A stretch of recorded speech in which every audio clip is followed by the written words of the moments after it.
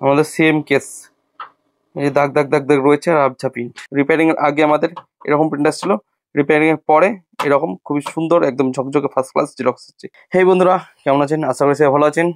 তো আজকে আমরা একটা নতুন ভিডিও নিয়ে চলে এসেছি। তো বন্ধুরা, আমাদের কাছে একটা প্রিন্টার এসছে, HP laser printer, HP LaserJet Pro MFE M26NW এর প্রিন্টারটি আমাদের কাছে এসছে। তো প্রিন্টারটির প্রবলেমটি আপনাদেরকে চালু করে দেখাই। তো প্রিন্টার এখন অন করিনি, প্রথমে প্রিন্টারটি চালু করি। প্রিন্টারটি আমাদের চালু হচ্ছে, ওয়ার্ম আপ হচ্ছে। প্রিন্টারটিতে আমরা প্রথমে একটা জেরক্স করে দেখবো প্রবলেম কি। প্রিন্টারটার প্রবলেম আসছে প্রিন্টিং এর প্রবলেম, প্রিন্টিং ইস্যু। তো আমরা এই কপিটা দিয়ে দিলাম, এই কপিটা একদম ফ্রেশ রয়েছে। তো আমরা এখানে পেপার দিয়ে দিলাম, আমরা কপি দিয়ে দিয়েছি একদম ভালো কপি করার জন্য, ভালো প্রিন্টিং কপি দিচ্ছি, দিয়ে দিলাম। এবার এখানে আমি কপিটা স্টার্ট করে দিলাম। প্রিন্টিং এরকম নর্মাল প্রিন্টিং সবই ঠিক আছে, প্রিন্টিং কোয়ালিটি ইস্যু আসছে প্রিন্টারটাতে। তো আজকে আমরা সেটা ফিক্স করব এবং আমরা শিখবো যে প্রিন্টার কীভাবে রিপেয়ার করতে হয়। তো আমাদের প্রিন্ট আউট হয়ে গেল, জেরক্স হয়ে গেল। এই যে প্রিন্টিং কোয়ালিটি একদম খুবই আবছা, আর যেটুকু এসছে একদম দাগ দাগ দাগ দাগ। তো প্রিন্টারের টোনারের সমস্যা নেই, কারণ আমি টোনার অলরেডি অন্য একটা টোনার ভরে রিপ্লেস করে দেখেছি। চলুন আপনাদেরকে টোনারটা রিপ্লেস করেও দেখিয়ে দিই।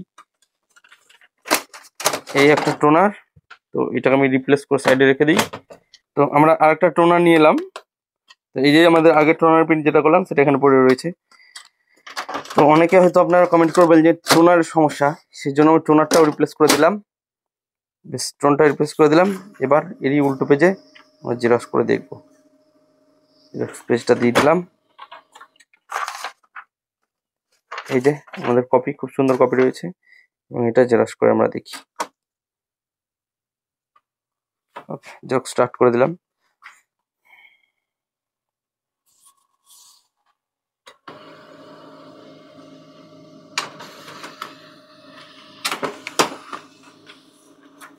এই যে আমাদের সেম কেস, এই দাগ দাগ দাগ দাগ রয়েছে আর আবছা প্রিন্ট। মানে আমাদের টোনারের কোনো সমস্যা নেই, আমাদের টোনার একদম ওকে আছে। তো চলো আমরা প্রিন্টারটি খুলে ওপেন করে রিপেয়ার করব এবং আজকে এই প্রবলেমের সলিউশন করব, এবং আমরা আজকে প্রিন্টার রিপেয়ার করা শিখবো। তো প্রিন্টারটি খোলার জন্য আমাদের দুটো জিনিসের প্রয়োজন রয়েছে, একটা স্ক্রুড্রাইভার, এরকম একটা চামচের মতো জিনিস প্রয়োজনীয়তা রয়েছে, আর একটা 4 মাথার স্ক্রুড্রাইভারের।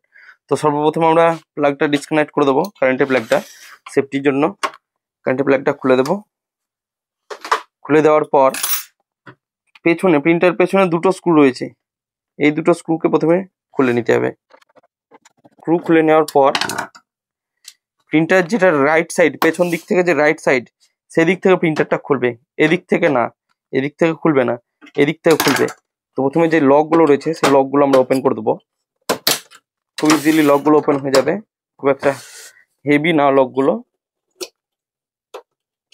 একটু ট্রাই করলেই, খোঁজাখুঁজি করলেই লকগুলো এভাবে খুলে যাবে। এই যে খুব ইজিলি খুলে গেল, এবং খুব সাবধানের সাথে এটাকে আমরা সাইডে রেখে দেবো। তারপর রয়েছে আমাদের সামনের পোর্শনটা খোলার জন্য আমাদের এখানে দুটো স্ক্রু দেওয়া রয়েছে, এই একটা। স্ক্রু দুটোকে প্রথমে খুলে নেবো আমরা, স্ক্রু দুটো খুলে নিলাম। তারপরে রয়েছে এই একটা স্ক্রু রয়েছে, এই স্ক্রুটা রয়েছে আমাদের যে কন্ট্রোল প্যানেলের গ্রাউন্ডের জন্য, বডি আর্থিং এর জন্য এখানে একটা স্ক্রু দেওয়া আছে, এবং সেই তারটা কানেকশন রয়েছে। তো আমরা সেটাকে খুলে নেব। খুলে নেওয়ার পর এটাকে আমরা নামিয়ে দেবো। তারপরে এই যে তলা দিকের লক রয়েছে, এই একটা লক রয়েছে, এই একটা লক রয়েছে, লক খুলে দিলেই আমাদের খুলে যাবে। তার আগে আমাদের কন্ট্রোল প্যানেল যে কেবলটা রয়েছে সেটাকে আমরা খুলে নেব। কন্ট্রোল প্যানেল কেবলটা আমরা এখানে কানেক্ট রয়েছে লজিক বোর্ডে আমাদের, এখান থেকে আমরা খুলে নেব। খুলে নেওয়ার পর এটাকে আমরা আবার তুলে দেবো উপরে এইভাবে। তারপর আমাদের এইভাবে সামনের পোর্শনটা একদম খুবই ইজিলি বেরিয়ে চলে আসবে, কোনো টানাটানির প্রয়োজন নেই। লকগুলো সঠিক খুললে পরে ইজিলি বেরিয়ে চলে আসবে।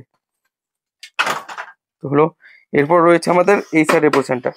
এই সাইডের পোর্শনের জন্য আমাদের এখানে লক দেওয়া রয়েছে, এখানে একটা লক, এই দুটো লক, আরো লক রয়েছে তলে, এখানে একটা, এখানে একটা লক রয়েছে, আর এইখানে একটা লক রয়েছে।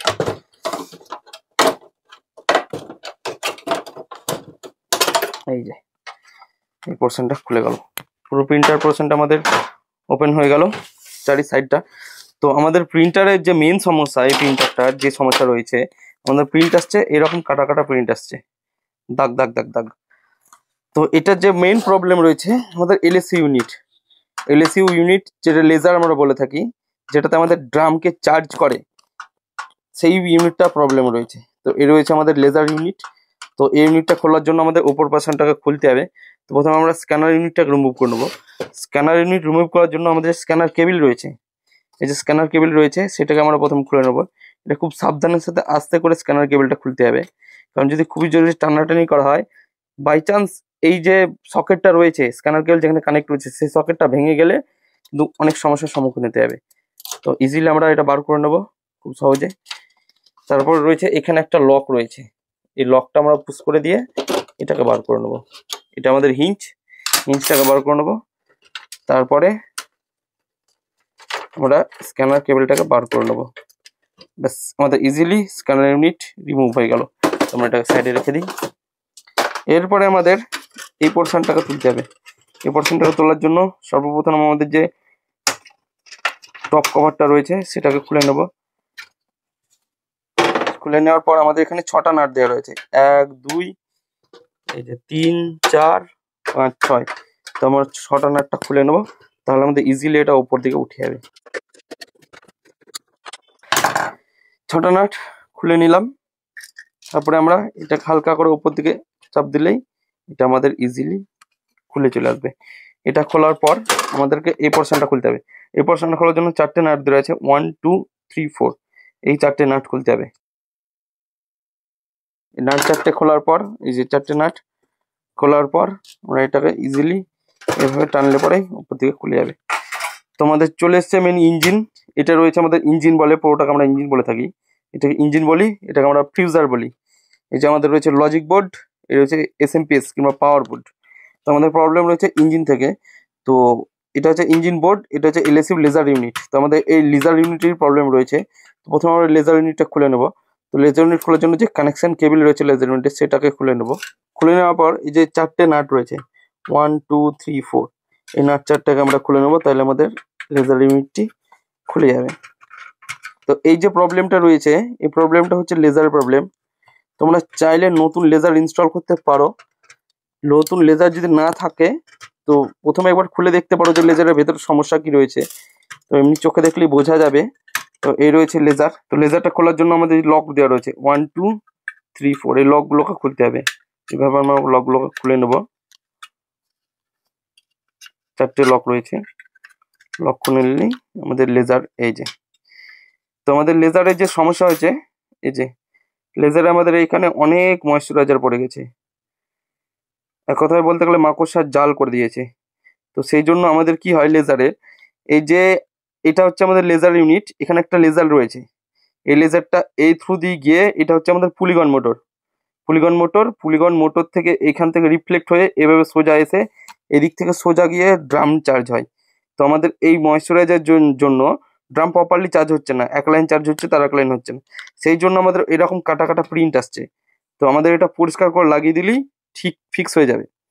তো এটা রিপ্লেস করার কোনো প্রয়োজন নেই, এটা পরিষ্কার করে আমরা লাগিয়ে দেবো। তারপর আমরা টেস্ট করে দেখবো, তো আশা করি হয়ে যাবে। তো পরিষ্কার করার জন্য আমরা ব্রাশ দিয়ে পরিষ্কার করে নেবো। খুব সাবধানে, পুলিগন মোটরটা যদি খারাপ হয়ে যায় কিংবা পুলিগন মোটর স্ক্র্যাচ পড়ে যায়, তাহলে প্রিন্টটা ভালো আসবে না, তখন আমাদেরকে পুরো লেজারটা রিপ্লেস করতে হবে। শুধু পুলিগন মোটর আলাদাভাবে পাওয়া যায় না। তো আমরা পরিষ্কার করে নেবো ভালো করে। তারপর আমরা একটা টিস্যু দিয়ে ভালো করে পরিষ্কার করে নেবো। টিস্যু দিয়ে পরিষ্কার করানোর পর এটাকে আমরা আবার পুনরায় ফিটিং করে দেবো। তোমাদের হয়ে গেল। এবার এটাকে আমরা ফিটিং করব। ফিটিং করার জন্য প্রথমে আমরা এটাকে বসিয়ে নেবো, দেখে নেবো 4টে নাটের স্ক্রু ঠিকঠাক বসছে কিনা। তারপর আমরা স্ক্রু 4টেকে লাগিয়ে দেবো। স্ক্রু 4টে লাগিয়ে দেওয়ার পর আমরা যে এই যে ইঞ্জিন কন্ট্রোলার, এটা পুলিগন মোটরের লাইন, পুলিগন মোটরের লাইনটা দিয়ে দেবো এখানে। তারপরে আমাদের যে লেজারের পাওয়ার আছে, লেজারের পাওয়ারটা আমরা এখানে দিয়ে দেবো।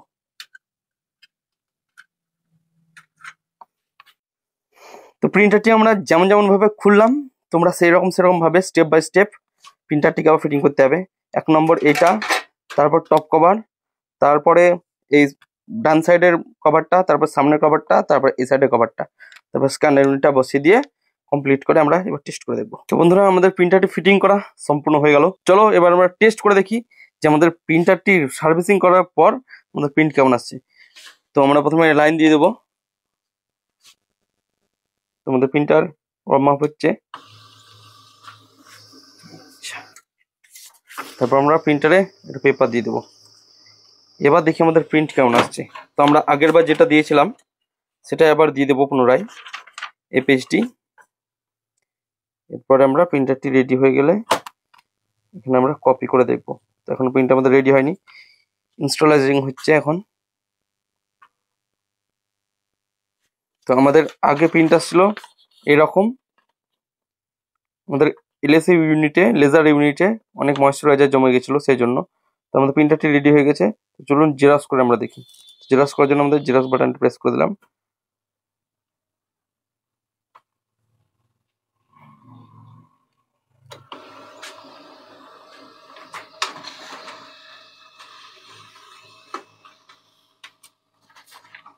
দেখো কত সুন্দর জেরক্স আসছে এবার।